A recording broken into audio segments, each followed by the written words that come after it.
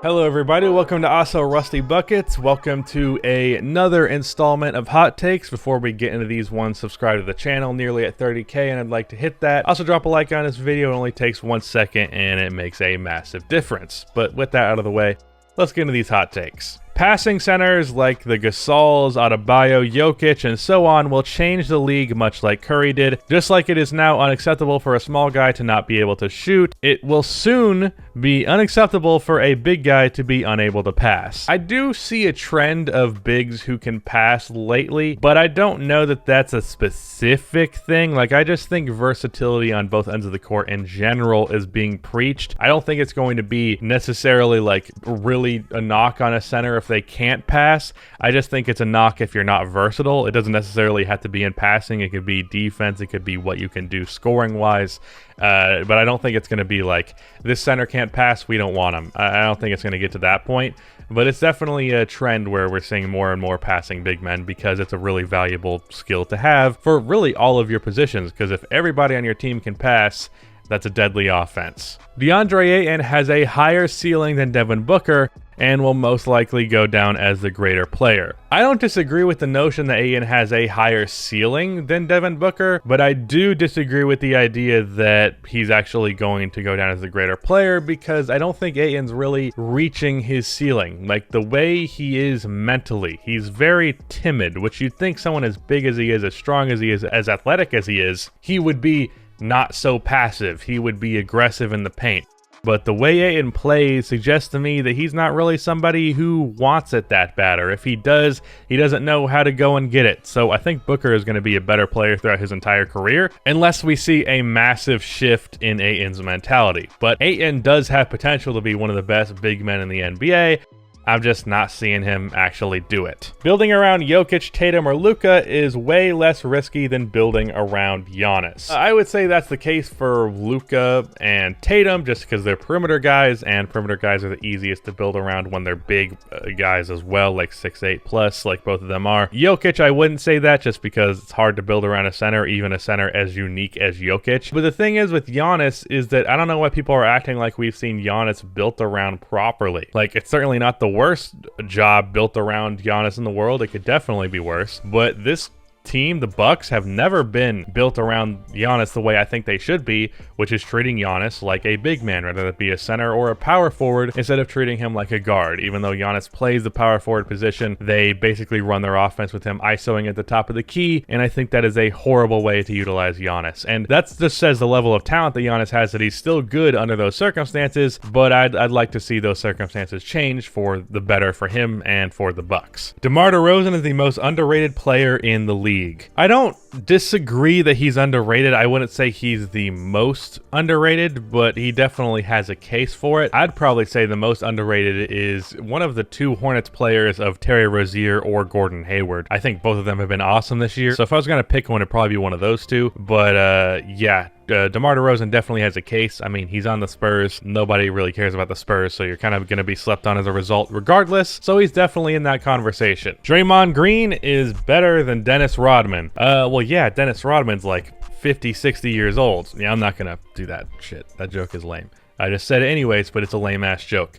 I'm actually kind of agreeing with this one, and it was a funny meme going around when The Last Dance came out that was like, Dennis Rodman is who Draymond Green thinks he is. But that's what was coming from a bunch of Draymond Green haters. As funny as it was, which it was funny, Draymond Green is that dude as well. Not in terms of like the toughness shit, that I think that's where most of that was coming from, but like just being an incredibly valuable player who like shows just how good you can be despite not scoring the ball. That's exactly what Draymond Green is. Both Draymond and Dennis Rodman are incredible defensive players. Dennis Rodman, pretty similar to Draymond actually in the switchability. Draymond, I think, is a better defensive communicator, but that's about it. For them, they have one extra thing they do. For Dennis, it's rebounding. He's an incredible rebounder. For Draymond Green, he is a playmaker, and he's also a pretty good rebounder, just not, you know, leading the league in rebounds at like 6'8". So I would say Draymond Green is a little bit better than Dennis Rodman, though I think it's relatively close. I think it's kind of ludicrous that people act like there's a big separation between between the two when there's not, especially being that was coming from people talking about Dennis Rodman when he was in Chicago, which was not even close to peak Dennis Rodman. So yeah, Draymond Green is at least on the same tier as Dennis Rodman, as much as people who hate Draymond Green would hate to hear that. Jacob would be happier if he dated a dominatrix.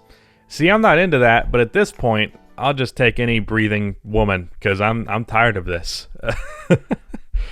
God, was that funny or just sad? I have no idea. If I had to start a franchise, I'd start it around Shai Gilgeous-Alexander rather than Trae Young or Ja Morant. I wonder if this guy has any level of bias in that one. This is one of the kind of takes that makes me think that Shai Gilgeous is one of the most overrated players in the league.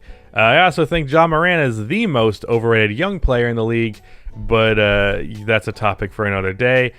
But no, I would definitely take Fox and definitely Trae over Shai Gilgeous-Alexander to build my team around. So no, I just completely disagree on that. Rusty will beat Kenny in their 1v1. See, this isn't even a hot take. If you did not know, on Twitter, I challenged King of the Fourth Quarter to a one-on-one when I go to Chicago after the pandemic is over. And I'm definitely going to make sure that happens. It's easy money. Like, come on. Kenny's like, what? 1'3", something like that. I mean, he can try defensively all he wants. It's too little. Like, what's that thing Dwayne Wade does? You put the hand down. No way. I'll destroy Kenny one-on-one for sure.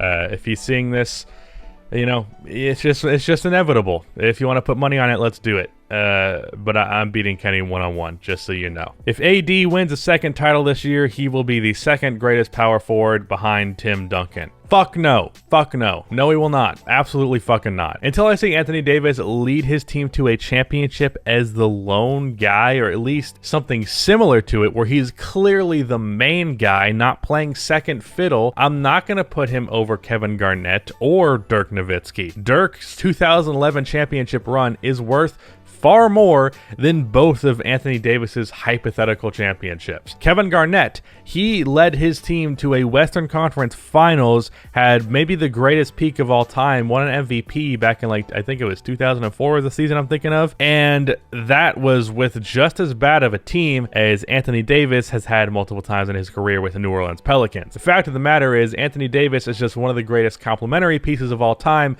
I'm really not all that confident that if he built a team around him, he could actually win a championship as the number one guy.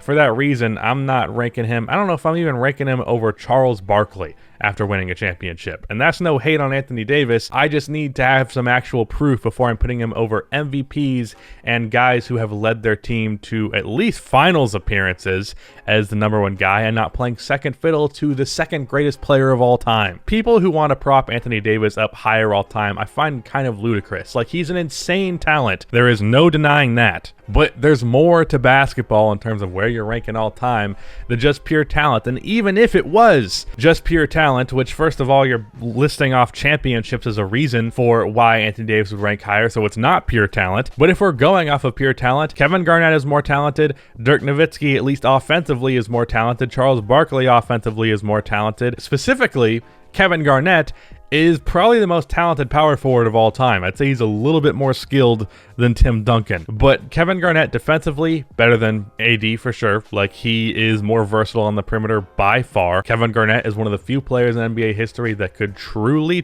defend 1 through 5. Really, the only players he could not defend were the really big centers like the likes of Shaquille O'Neal.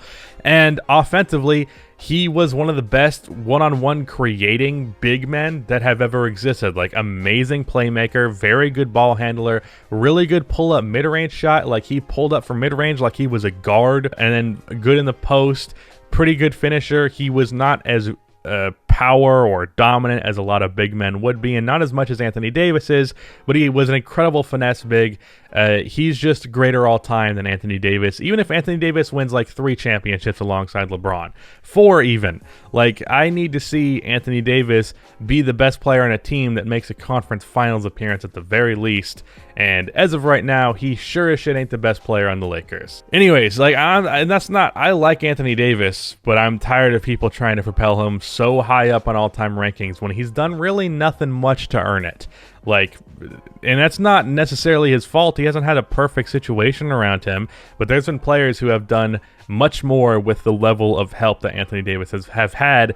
I'm going to simply rank the players who have done more with just as little as Anthony Davis higher than Anthony Davis. And part of this is because Anthony Davis, I don't think, really has the right mindset to be this kind of guy. Like, I think the biggest difference between AD and Kevin Garnett is the mental side of the game.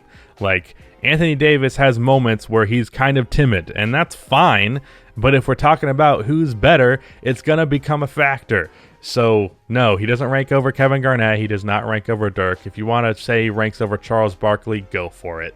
I'm fine with that. But he's not second all time for sure. Anyways, that one went on a little bit longer than I originally anticipated, that last take. But yeah, shout out to Rudy for editing this video. But that is the end of this video. Please be sure to like and subscribe for NBA content like this, and cue the outro music.